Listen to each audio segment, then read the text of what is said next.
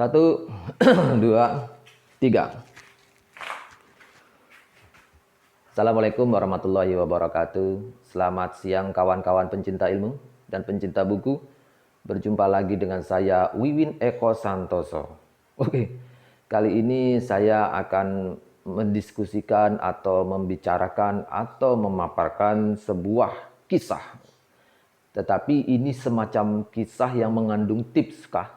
Tanda tanya juga ya. Apa itu? Saya ingin ngasih judul atau tema kali ini adalah resep bisa kebal api.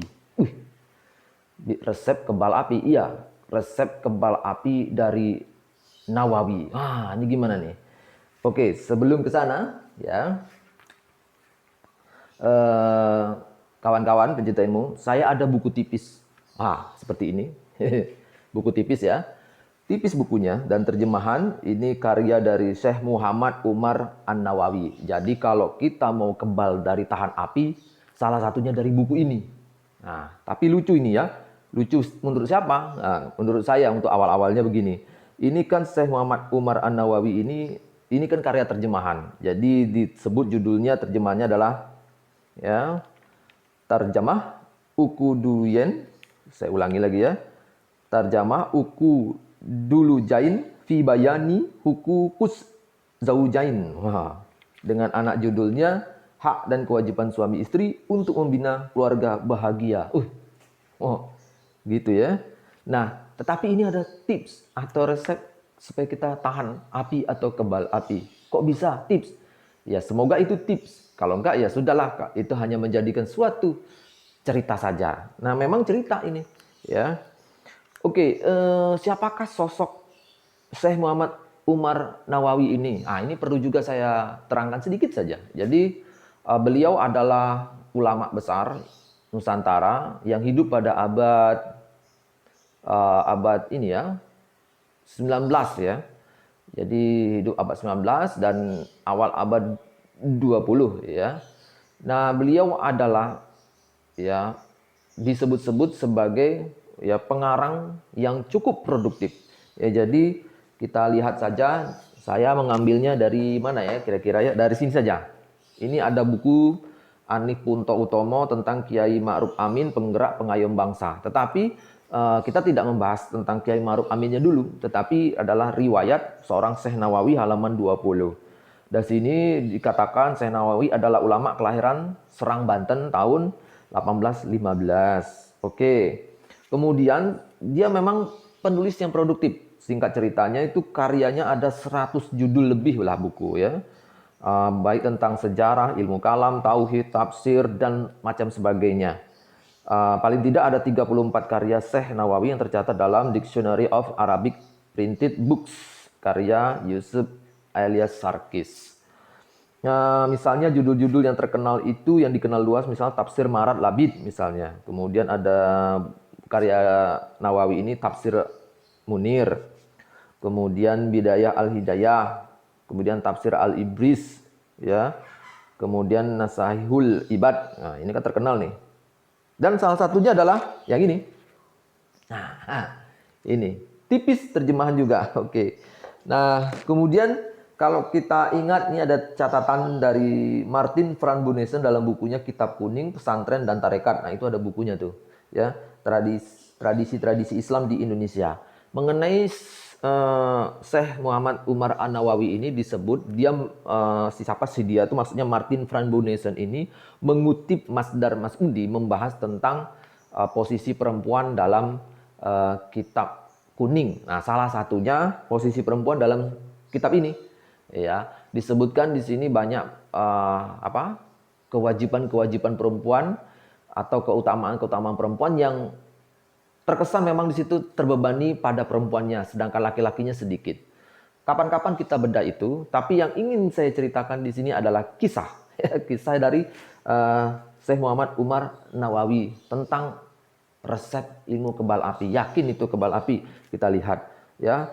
Ini adalah suatu cerita yang pernah saya bacakan di Musola Al-Mutahhirin. Saya catat di sini. Di mana tuh Musola Al-Mutahhirin itu? Ada di Kukap Serandaan Bantul, tempat saya KKN dulu. Jadi saya ngisinya untuk semacam apa pengisi kultum lah ya di habis maghrib menjelang isya atau setelah isya. Ya saya lupa ingat. Pokoknya pada masjid atau musola, bukan masjid, musola Al Mutahirin tanggal 13 Agustus 2005. Di sini tertulis jamnya kok 18.30 sampai 18.45. Catatan saya waktu pernah mengisi kultum di masjid itu dan menggunakan kisah di sini. Memang judulnya kisah di halaman 107. Ya, pada tanggal 13 Agustus 2005 pernah saya sampaikan. Dan tampaknya reaksi dari penyimak di musola itu cukup respect atau suka dengan cerita ini. Bagaimana dengan kawan-kawan pencinta ilmu? Ayo kita simak ceritanya begini. Dikisahkan bahwa ada seorang pandai besi yang mempunyai keajaiban luar biasa. Pandai besi, blacksmith ya istilahnya ya.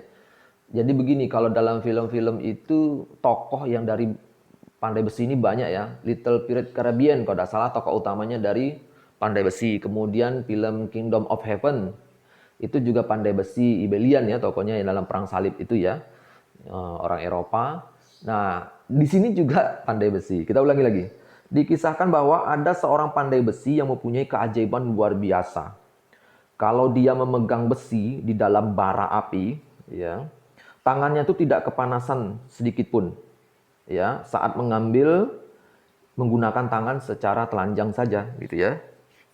Jadi dia megang api besi yang api itu tanpa alat ya. Jadi itu. Nah, ketika itu ada seorang yang tergerak hatinya berminat menyaksikan keajaiban tersebut. Apakah benar atau sekedar cerita bohong? Nah, hingga suatu hari orang tersebut datang ke rumah si pandai besi tersebut. Ia bertanya tentang berita itu. Setelah menyaksikan sendiri, ia memandangi dengan penuh kagum. Memang si pandai besi ini bisa memegang besi berbara itu dan api itu tanpa tangannya melepuh. Ya, nah, ya tentu dia kagum. Nah, setelah pandai besi itu menyelesaikan pekerjaan, ya lelaki tadi memberi salam dan pandai besi menjawab. Lalu kata lelaki tadi, malam ini aku menjadi tamumu ya. Kamu tidak keberatan bukan? Nah, itu pertanyaannya. Si pandai besi menjawab, ya dengan senang hati saya menerima kehadiran Anda. Ya, lelaki tadi diajak masuk ke dalam rumahnya hingga setelah malam tiba, ia disuguhi makan malam. Selesai makan malam hingga menjelang tidur, lelaki tadi tidak menjumpai sesuatu kelebihan dilakukan si pandai besi. Ibadah fardunya ya hanya seperti itu saja. Ia malah tidur hingga subuh. Dalam hati lelaki yang menjadi tamu ini berkata, barangkali malam ini dia sengaja merahasiakan ibadahnya. Lelaki tadi meminta izin sekali lagi agar ia diperbolehkan bermalam untuk kedua kalinya. Nah, kemudian ia mencoba memperhatikan amaliyahnya. Nah, ternyata tidak ada kelebihannya dalam menjalankan kewajiban dan kesunahan dalam beribadah. Biasa-biasa saja gitu ya. Akhirnya lelaki tadi berkata, sudah seringkali aku mendengar betapa besarnya Allah memuliakan dirimu. Kebetulan aku sendiri juga menyaksikan kekaromahanmu, ya. Tetapi setelah aku perhatikan secara lahiriah, ternyata tidak ada kelebihan yang aku jumpai dalam ibadah fardu atau sunnahmu. Kalau begini, dari manakah tingkat karomat atau karomah ini kau peroleh? Nah, si pandai besi menjawab, saudaraku, sesungguhnya aku mempunyai kisah yang cukup menarik. Ceritanya begini. Jadi dia punya cerita nih pandai besi ini. Ceritanya begini kata dia. Aku bertetangga dengan seorang perempuan yang sangat cantik. Aku cinta sekali kepadanya. Cinta atau nafsu? Pokoknya di sini tulisannya, aku cinta sekali padanya. Setiap saat aku menggoda dan merayunya supaya dia mau memenuhi keinginanku. Namun sampai sejauh itu aku tidak dapat menaklukkan dirinya. Rupanya si perempuan itu adalah ahli wara, ya, yang sangat bagus segalanya. Wara itu apa ya? Tradisi sufi, orang yang menjauhkan diri dari dosa, ya, tidak sombong dan seterusnya ya, tidak berbuat maksiat, ya, kurang lebih seperti itu. Bulan demi bulan terus bergulir hingga tibalah masa paceklik. Makanan susah diperoleh, kelaparan merata di mana-mana. Suatu hari ketika aku sedang duduk menikmati udara di rumah, tiba-tiba pintu rumahku diketuk oleh seseorang. Aku keluar untuk melihat siapa yang datang. Ya, ternyata perempuan yang cantik itu. rupanya yang datang, dan ia berdiri di depan pintu sambil berkata, "Tuan, aku ini sedang kelaparan. Apakah ada makanan yang bisa Tuan berikan kepadaku?" Wah, kasihan juga ya. Kenapa pada masa paceklik dia minta makanan? Apakah di rumahnya tidak ada makanan? Apakah dia seorang sendiri?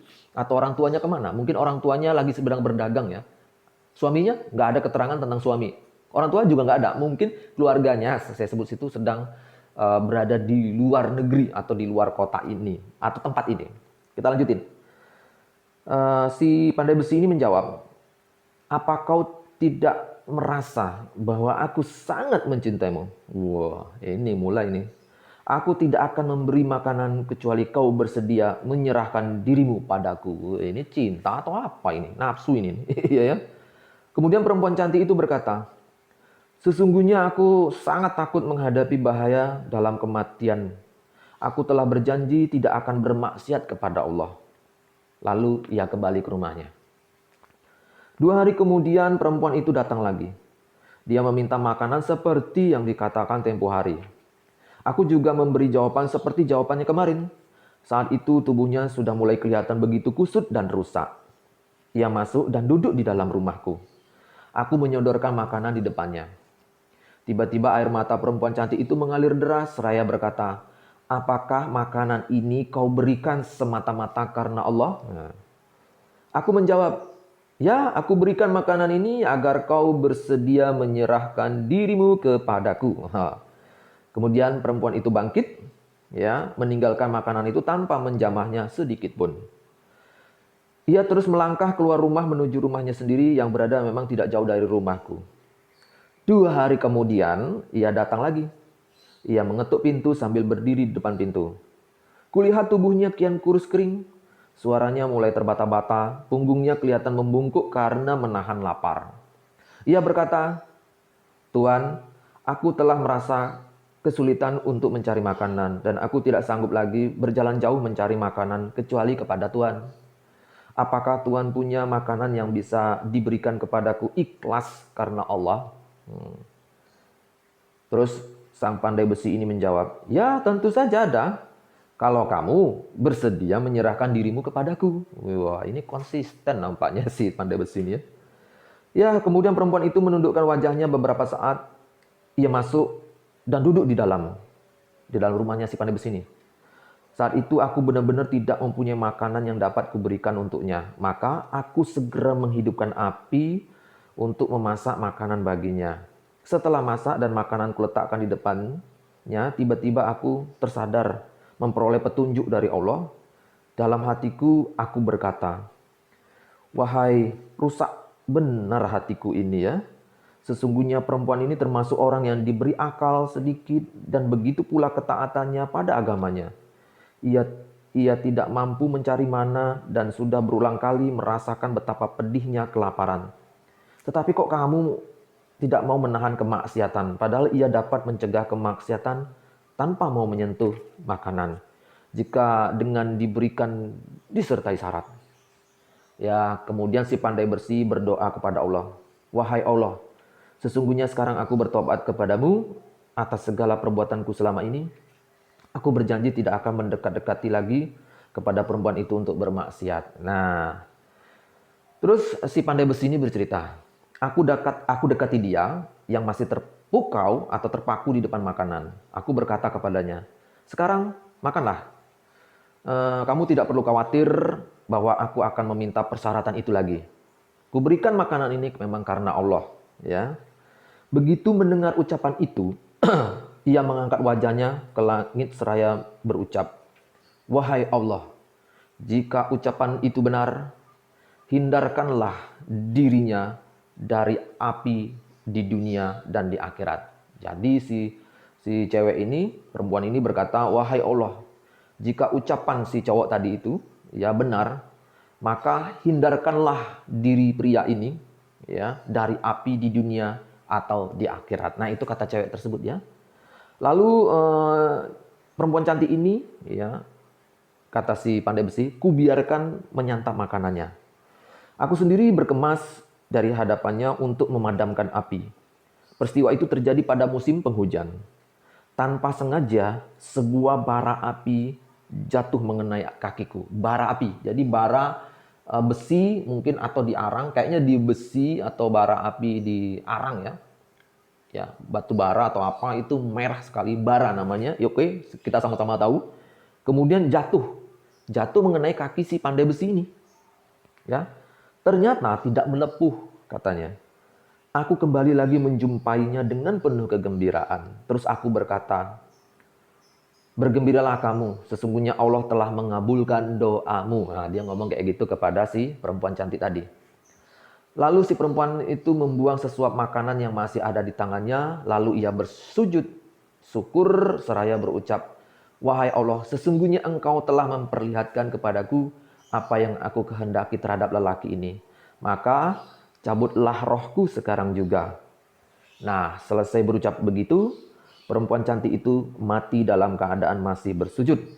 Demikianlah ceritaku, saudaraku, wallahu alam ya. Jadi dia bercerita kepada tamunya yang penasaran, kok bisa ada orang kebal api, ya? Kok bisa? Ternyata 2 hari ya bermalam di rumahnya nggak ketemu jawabannya.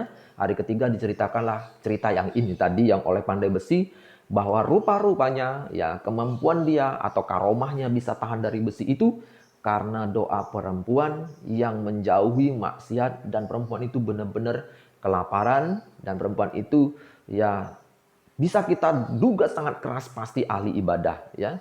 Dan jadi kebalnya dari mana api itu? Bukan karena lelaki itu ahli ibadah. Ternyata hanya karena doa tetangga atau perempuan yang baik-baik. Begitu ya. Jadi kalau kawan-kawan pencinta ilmu, pencinta buku ya, yang terutama yang masih muda-muda, kalau kalian punya pacar, ya mana tahu ya. Cobalah tahan-tahan sedikit nafsu kalau berdasarkan cerita Syekh Muhammad Umar Nawawi ini ya. Ya, jadi mana tahu kalau kita menahan nafsu ya, kemudian kita tidak memperkosa pasangan kita atau pacar kita hanya atas nama cinta, padahal itu nafsu. Ya, kan bagus juga tuh. Mana tahu ya cewek yang itu adalah orang baik-baik yang mendoakan kebaikan buat kita kan gitu.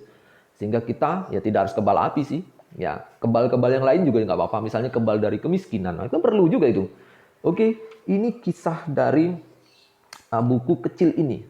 Cuman itu saja ceritanya yang pernah saya sampaikan ke masjid, salah lagi, Musola Al-Mutahhirin di Kukap, Serandaan, Bantul pada 13 Agustus 2005 yang lampau. Nah, cerita ini tidak ada keterangan apa dari mana sumbernya. Ya, saya hanya bisa mengatakan ya itu ada ceritanya di sini dan memang tidak ada catatan kaki di situ cerita dari mana. Kalau dari pola ceritanya, ya, itu sebenarnya ada cerita yang boleh dikatakan bisa dilacak tingkat kesohihannya, atau istilahnya ada sohih hasan atau doib atau tidak kan. Kalau kisah itu berkaitan dengan hadis biasanya bisa kelacak begitu dan ada keterangannya, atau kita bisa ngelacak. Kalau ini tidak bisa terlacak, apakah kisah ini sebatas kisah sebagai kisah moralitas atau kisah historisitas. Kalau sejarah kayaknya tidak ya, karena tidak disebutkan tanggal, waktu, hanya disebutkan masa paceklik dan tiba-tiba ada masa hujan. Nama tempat pun juga tidak disebut, tokohnya pun juga tidak disebut. Jadi ini kisah moral saja yang belum tentu ya ada peristiwa itu, atau mungkin sudah ada polesan, bisa jadi, dan ini diolah oleh para pujangga, sastrawan, bukan sejarawan. Tapi pola ceritanya itu kayaknya mirip dengan dari sebuah hadis riwayat Ahmad dengan sanad menurut syarat Bukhari, Muslim, dan Nasai. Ada tuh pola ceritanya mirip dengan riwayat dari hadis. Kalau hadis kan kalau dari Bukhari dan Muslim kan sahih biasanya kan begitu kan. Oke, dan itu kita coba lihat sejenak sebelum kita akhiri karya Mulyanto, Dr. Mulyanto ini. Judulnya Kisah-kisah Teladan untuk Keluarga Pengasah Kecerdasan Spiritual. Jadi ada buku ini, kisah-kisah teladan untuk keluarga, ya. Keluarga punya Gema Insani terbitannya. Ya, sudah pernah rekaman sebelum ini saya mencuplik dari buku ini suatu kisah. Kali ini kita cuplik lagi kisah. Kisah juga. Nah, di sini judulnya pada halaman 42 itu Lelaki Ahli Surga. Nanti kita coba lihat apakah polanya ada kemiripan dalam hal apa. dengan cerita dari ya Syekh Muhammad Umar Nawawi Banten ini. Nah, kita lihat ya. Kita baca pelan-pelan. Lelaki ahli surga judulnya. Anas bin Malik radhiyallahu anhu mengisahkan bahwa kami sedang duduk-duduk bersama Rasulullah. Kemudian Rasulullah bersabda, akan lewat saat ini ya seorang ahli surga. Nah, saat itu juga seorang sahabat dari Ansor muncul sambil mengusap jenggot, terus menghilangkan bekas wudhu, tangan kirinya menenteng sendal. Nah, keesokan harinya Rasulullah kembali mengatakan hal yang sama. Sama itu apa maksudnya? Ya tadi tuh akan berlalu saat ini seorang ahli surga atau akan lewat seorang ahli surga. Dan muncul lagi sahabat dari Ansor itu.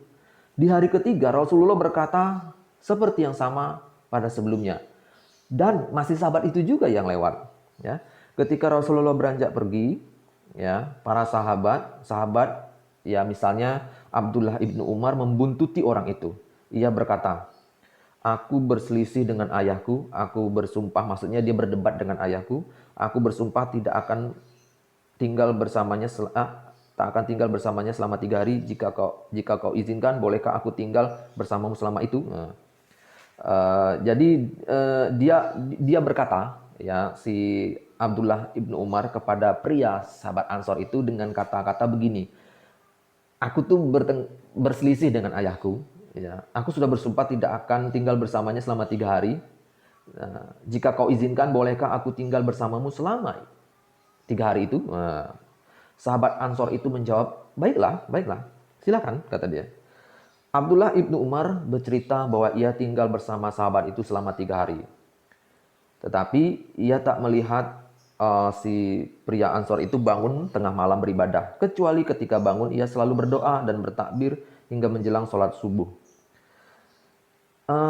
Abdullah ibnu Umar berkata, aku hanya mendengar ia selalu mengucapkan kebaikan selama 3 malam itu. Hampir saja aku meremehkan semua hal yang ia lakukan. Akhirnya kuputuskan untuk bertanya kepadanya, wahai hamba Allah, sebenarnya tak pernah terjadi perselisihan antara aku dengan ayahku. Tetapi aku mendengar Rasulullah berkata sebanyak 3 kali, saat ini akan lewat seorang ahli surga. Nah, aku perhatikan ternyata kamulah orangnya.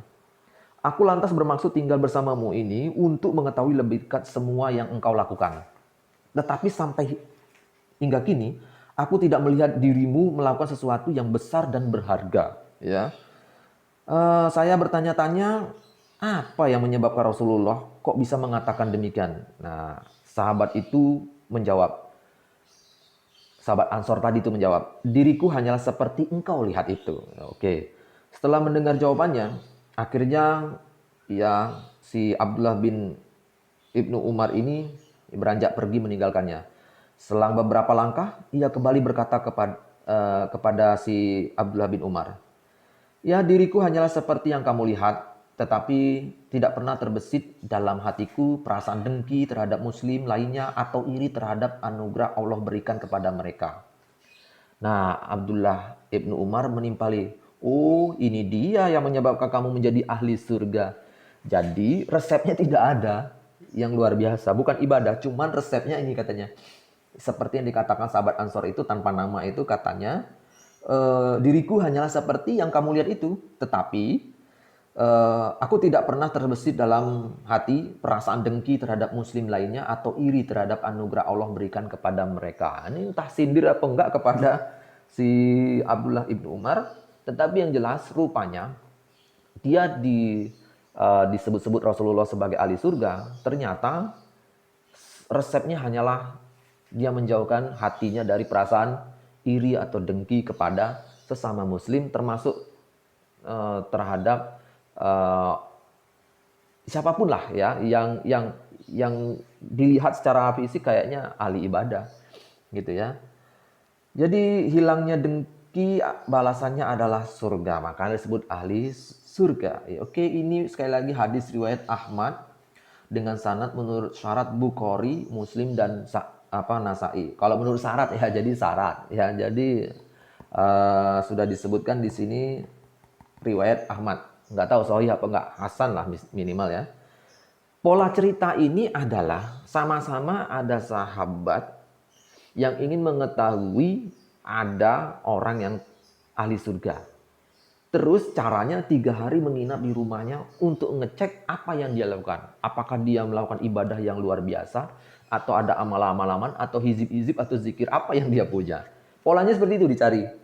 Sampai bertamu, dia bertanya, dapat jawaban, ternyata selalu saja ada yang mengejutkan. Dan polanya sama. Cuman yang berbeda adalah kalau yang ini dari hadis, ya riwayat hadis, kalau yang ini tidak saya ketahui dari mana. Ya, Syekh Muhammad Umar An-Nawawi. Ya, saya kira cuplikan kita dari buku yang tipis ini, ya kapan-kapan kita bedah hal lain, ya banyak yang menarik kita komentari, terutama mengenai posisi apa iya seperti yang dikatakan oleh Martin van Bruynesen dalam kitab kuning Pesantren dan Tarekat itu, katanya buku ini cenderung ya lebih berpihak kepada laki-laki. Kayaknya iya, tapi kapan-kapan kita bedah. Yang jelas, cerita saya tadi memang cerita seorang lelaki. Lelaki yang kebal terhadap api. Dia pandai besi, ya, yang membuat apa yang menjadi kebal besi di dunia dan di akhirat adalah ternyata doa perempuan yang baik-baik, yang jauh dari maksiat. Kalau kawan-kawan pencinta buku dan ilmu, ya mau sedikit saja bersabar kepada siapapun perempuan yang mungkin menjadi pacar Anda, ya, atau teman Anda, yang belum Anda jadikan istri, maka bersabarlah, mana tahu ada sesuatu kebaikan yang diperoleh dari perempuan itu. Kayaknya itulah inti dari pesan yang disampaikan dalam buku kecil ini, ya. Apalagi judulnya kan sebenarnya hak dan kewajiban suami istri untuk membina keluarga bahagia, bukan membina pacaran, kan nggak ada. Ya, ya tapi kalau kawan-kawan pencinta buku pernah pacaran atau memang sedang pacaran, ya itu terserah kawan-kawannya, itu bukan wilayah saya untuk melarang atau tidak. Wong saya cuma menyarankan, ya. Mana tahu Anda menjadi orang yang kebal besi tanpa harus melakukan pati geni, ya, selama 3 hari atau puasa mutih selama 7 hari. Wah, itu ada kebal juga bisa begitu, ya. Tetapi dalam kisah, ya, Syekh Muhammad Umar Nawawi hanya demikian ini saja. Dari saya begini, kalau ada yang keliru saya minta maaf, koreksi dari teman-teman, ya, dan jangan lupa, ya biasa kalau nonton acara di seperti ini, kawan-kawan pasti tahu apa yang sebaiknya dilakukan ya untuk membantu channel ini berkembang begitu ya. Sekali lagi terima kasih. Assalamualaikum warahmatullahi wabarakatuh.